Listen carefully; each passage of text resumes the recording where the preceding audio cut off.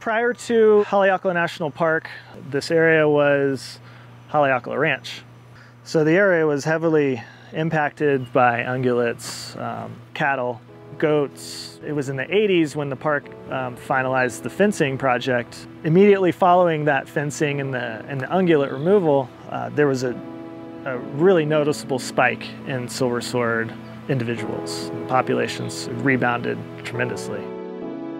By the early to mid 2000s, it seemed like the pattern had sort of changed. In the 1990s, the numbers of plants in the plots just kept declining and declining and declining.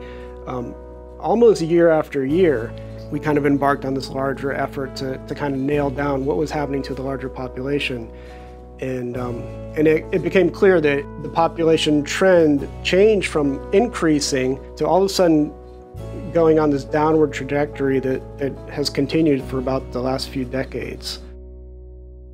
For a lot of those threats, we've been able to mitigate. We've been able to fence the crater area, we've been able to remove ungulates, we've been able to stop visitors from collecting the species. But one of those things that we're having a hard time preparing for is a changing climate. What we're less confident about is what's going to happen in the future, especially in terms of precipitation. And that seems to be the most important component of the climate that's driving these patterns right now. And unfortunately, that's one component of future climate prediction in Hawaii that has the most uncertainty around it.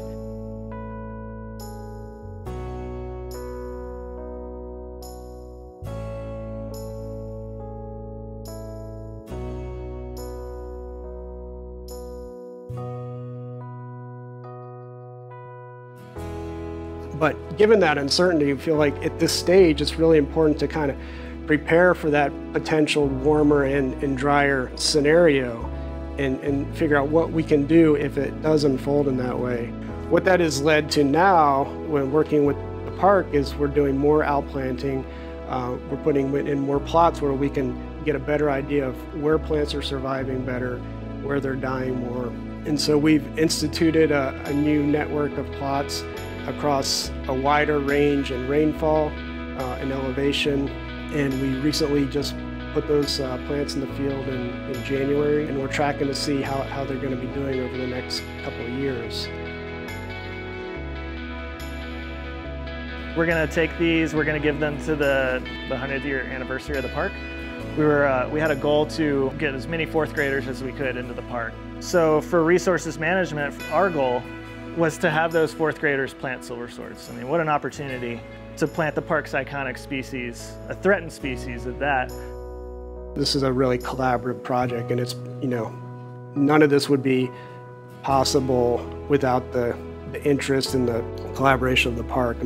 All of this outplanting stuff, it takes a lot of logistics, and so gotten support from a lot of different divisions in the park.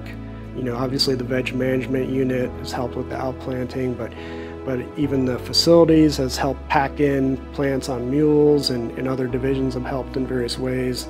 They have a greater connection with our park, and by doing that, they want to protect this park even more.